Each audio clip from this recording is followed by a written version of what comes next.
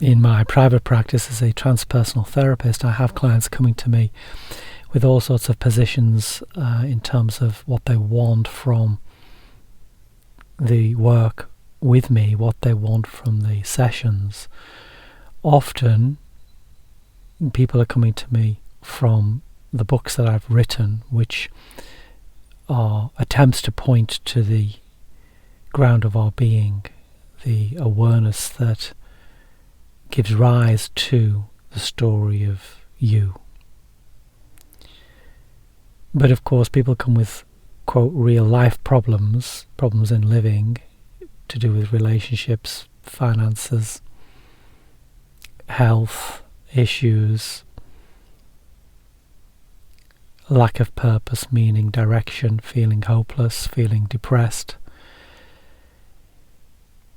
And it's appropriate to look at the surface drama of life to see what the situation is for the client, but by the same token, I'm coming from the non-dual awareness, which is the space that is the default position. It is the effortless awareness that is always there, within which the contents of our lives play out. And of course that is the same for the people that contact me as it is for myself. And so I make a judgment call as to when to start to investigate the true nature of one's being.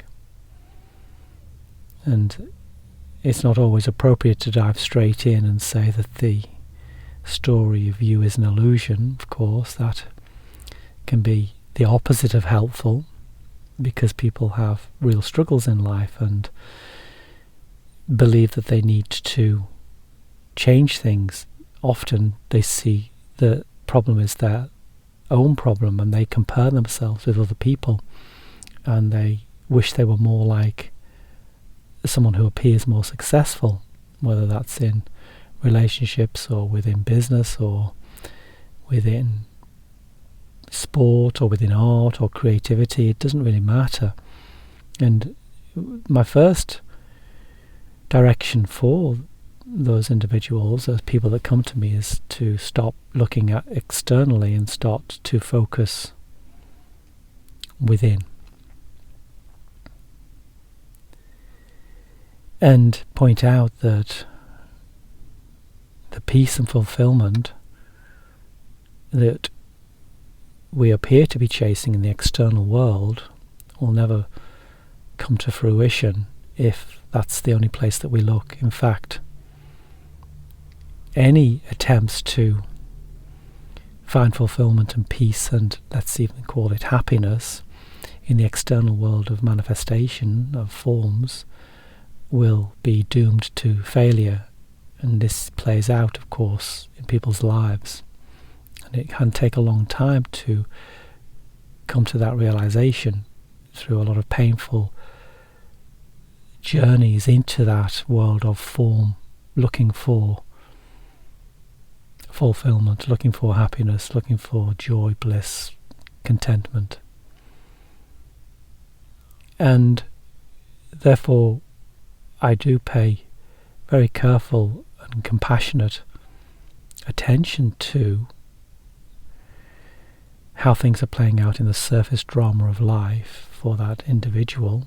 But by the same token, I'm coming from that space of open awareness, of non-dual awareness, which recognizes that actually their essential nature is the same as my essential nature, is the same as everybody's, which is the awareness that arises or is always there, within which arise our thoughts, feelings, perceptions and emotions. And we then misidentify. It's a case of mistaken identity, where we believe that we are individual selves that can affect things in the world of form to bring about things that we would want and make our lives happy and fulfilled.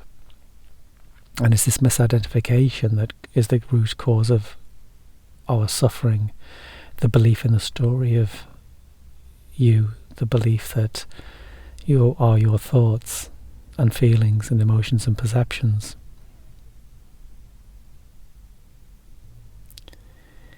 When in fact you are the underlying eternal being, the presence that doesn't change, and that is the backdrop to everything that arises within it.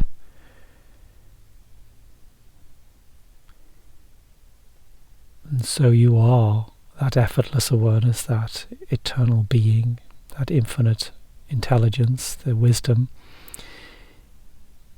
which has never changed, and it is the same now as it was when you were 1 year old, and it will be the same in 10 years' time. It's impersonal and doesn't change. It's the only thing that doesn't change, and it's not something that you need to add to the story of you. All that's required is simply recognizing that that story and the voice in the head is an illusion, that it's false, that it doesn't actually point to the truth of your being, it moves you further from it. And to reveal your innate nature, the effortless awareness that you are, simply requires you to start to question what you've taken for granted and the conditioning that has been part of your life since the very beginning, and recognize the fact that you are not those things, so you see through it. It's a via negativa methodology. It is seeing what is false, burning away what is false, and then what is true will be revealed, and that is impersonal being. And it's not something for you, it's not something to add to you, it's not something to make the story a better story. It's not a matter of changing the way you think, having positive thoughts, or moving in the right direction, or setting goals within your life. All those things may happen and unfold naturally, but if you define yourself by those outcomes in the external world of form, then you are outcome driven, and you are living in a world of illusion, and that will be unfulfilling and will not bring any contentment or peace.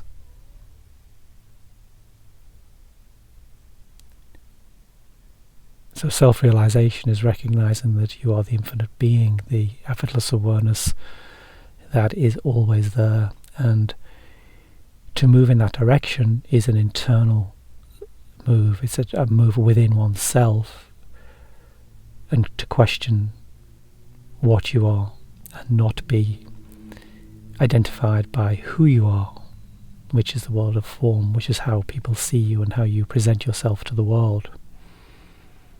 So the investigation is within, and this is the path that I will move within or down with clients and with people generally in life who have questions about the nature of reality, about what they are, who they are, and how they can affect change within the world.